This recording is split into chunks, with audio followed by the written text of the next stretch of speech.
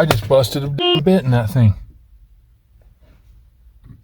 Great, that's going to be even better to get out. Well, drill hog, I guess I'm going to be getting a new bit from you.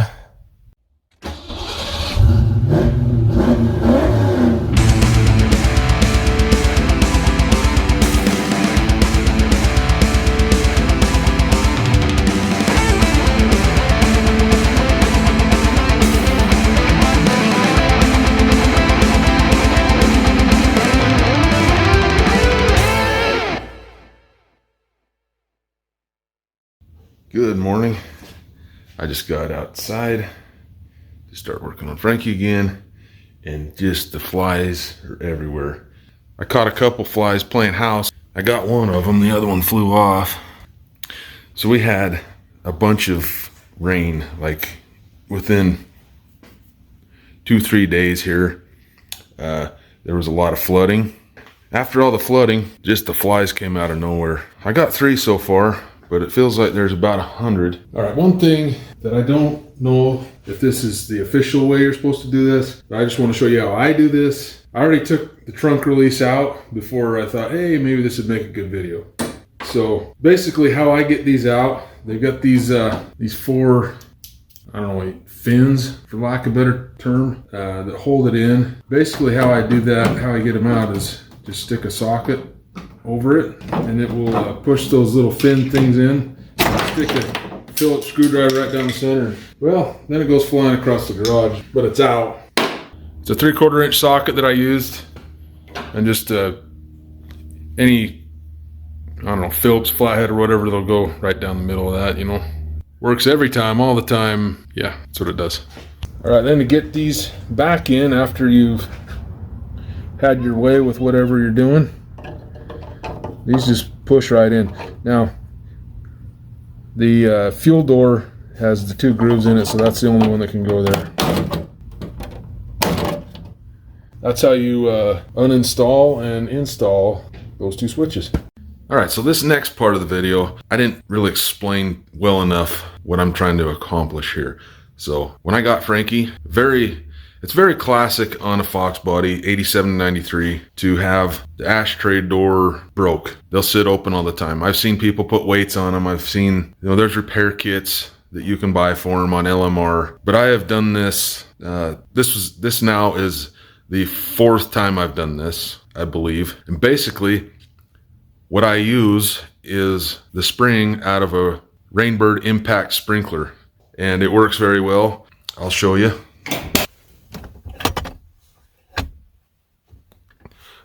This door is a little bit wonky as it was anyway, but as you can tell, it closes and shuts now.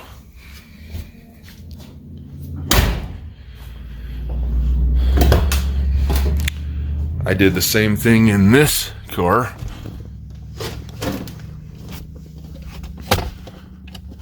Probably over 20 years ago, and it's still hanging right in there. Coincidentally, my F-150 has a door for the lighter and charge port, and I think I took a little video of that. I'll show it right here. Okay, it has 2 cigarette lighters in it, but if you can look, you can actually see this one. That's the same thing, and works just the same. Let's move along in the video and I'll show you exactly my method. And it doesn't look exactly conventional, but it freaking works great. And I won't ever have to fix these again unless the plastic breaks, basically. Made it over to Home Depot. Found what I need. A little guy right there. That's all we need to fix what we're doing. So I'm just gonna have to buy this whole sprinkler. I just went with the cheapest one they have. This is $747. That's the next cheapest one, $998. This is what I've usually taken them out of, but this is the same thing. All right, to get this out of here, just grab your needle nose and pull straight out of, there we go. Just pull straight out, it'll give. It's got kind of a bend to it right here. So it kind of gets lodged inside that little hole. A lot of them are metal reinforced holes. And you just kind of work that around. So this is just kind of a trial and error thing. I've gone ahead and I've bent this spring around to where it contacts both these, and you actually have to drill a tiny little hole just below the other hole. Nice and slow and steady. There we have it. So I've got this little J hook that I've made. Basically, you just want it to hold in this hole that we just drilled, because that'll keep the spring in place.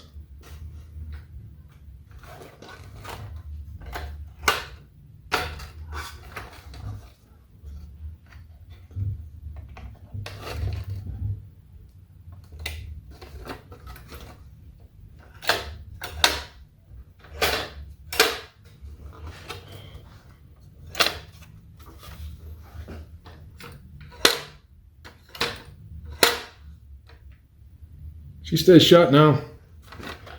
Let me show you what I did. And let me just tell you that it's not a perfect art. So I just took that spring off, kind of recoiled it a little bit. So we're creating tension right there. But then that just gives you this.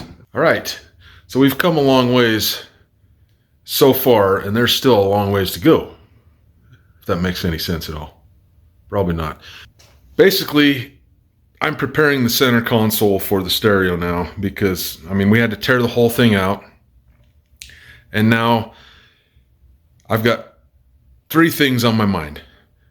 Center console, wiring that's under the center console. Number 3, what am I going to do for a head unit? I had a Pioneer.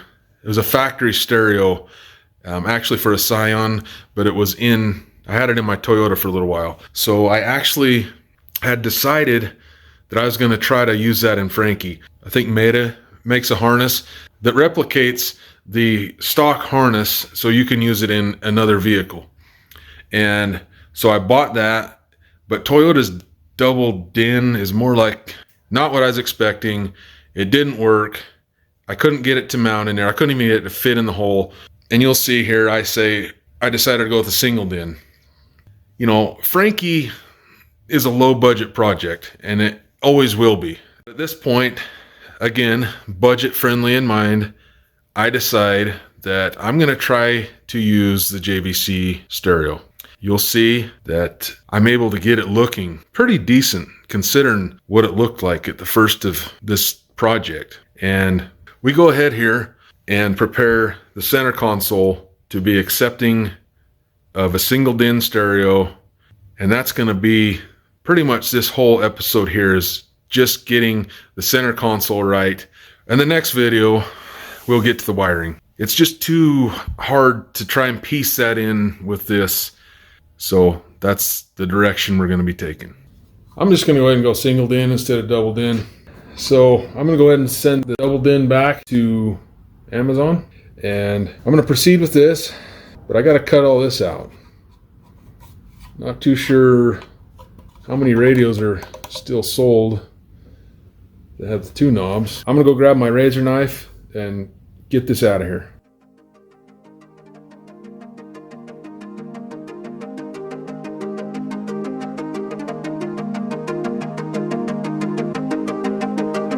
So I'm just going to do this. I'm going to cut these crossways in the corner. I'll just do this one right on here for you. You can just take this whole piece here, bend her back and forth a little bit, bam, bam, and you just got a little bit of cleanup. Then you just run over that with your razor. I'm gonna do the same thing on this one. That corner came right off.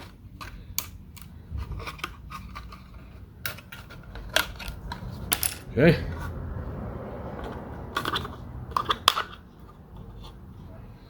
All right, now we can just take the old razor and just kind of clean this up. That was a lot faster. Okay, this should slide right in now. Oh, it's right there. Come on. There we go. Yes, sir. There we are. Looking at this, unfortunately, we only really have about 4 tabs that are going to do anything for us. These side tabs, they're back in here too far to do anything. So we will be relying on second one on this side, first one in this side, I don't know. And then roughly the same on the bottom. Got that one pushed down and that one pushed down. And she's not gonna go anywhere. Need to grab the screws that came with this kit, and we're gonna stick this in the center console. These screws just go right into the dark gray surround edges. Let's go over there and get it taken care of. I got one screw in. I actually had to file the sides down a little bit with a file to get the whole thing to slide in.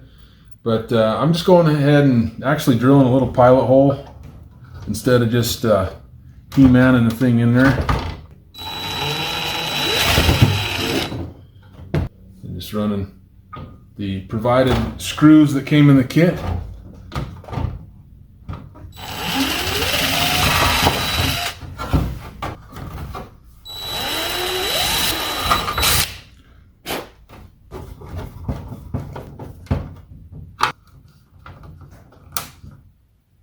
Okay, we're in, guys. The park brake's bent. I don't know what to do, but the only thing I can think of is just throw this pipe on it and give her a tug.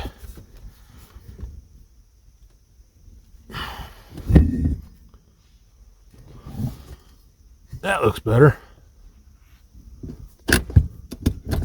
Yeah, that's more gooder.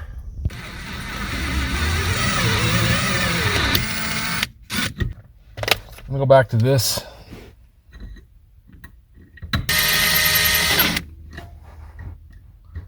That is some really tough metal.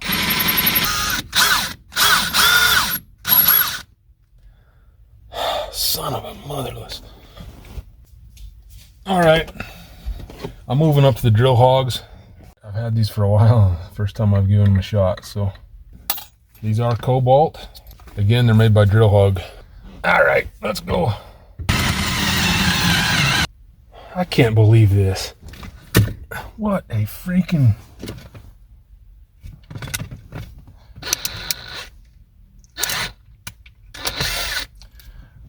Well, Drill Hog, I guess I'm going to be getting a new bit from you.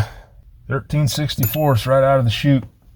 So at this point, I'm very angry. I actually broke true... Let's try that again. I actually broke 2 drill bits trying to get that one bolt out.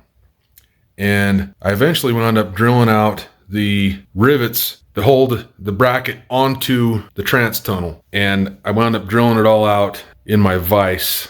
And I didn't film any of that. So 3 of the bolts I was able to get out and reuse the threads that were in there. One of them, I kind of nicked the threads going in. I wound up having to tap it out a little bit larger, so I put a larger bolt in it. And by the way, how I was missing 3 bolts, I found the exact same ones. They actually came from a Ford Escape. That's just a side note. But I found those, so I wound up replacing 2 with those, and then I actually had another bolt that was a fender bolt for a Ford Escape, and I tapped it to the larger size. I don't remember what it was, M8, I think. And I think the other stuff is maybe M6. You'll see, and I kind of explain this as if I've already made a video before, but I didn't. So then I had a hard time also finding rivets that would fit the holes and also fit my rivet gun.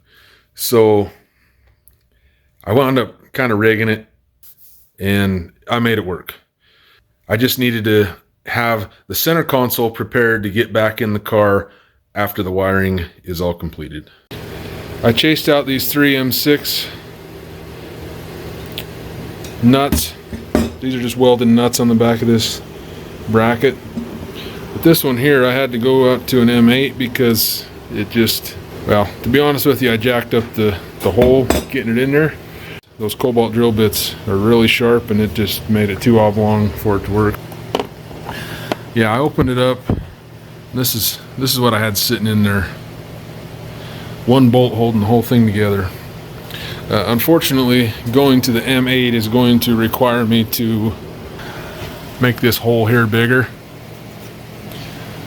But I'm going to make it work. I'm going to run over to the Harbor Freight and find some rivets for Frankus so we can get this center console ready to put back in. Still waiting on a package from Amazon, and then be able to throw that stereo in and get it back together. Hopefully that does what I need. We'll find out in a minute. Well, here's my next dilemma. These are the correct rivets,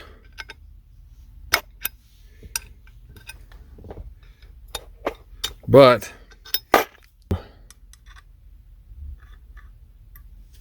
yep. So I'm going to go ahead and try and find my other rivet gun, which I couldn't find yesterday. Got her back in, and these ones right here, the 3/16 by half, just did absolutely magnificent for it. So anyway, she's nice and solid. I went ahead and filed this out a little bit so we can get that bolt in there. Things are looking all right now, except for me.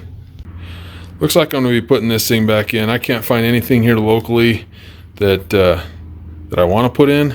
I'm going to run some headlight restore over this like I did with the instrument clusters on both of these, and just see if I can bring a little shine to this, because it's pretty ugly.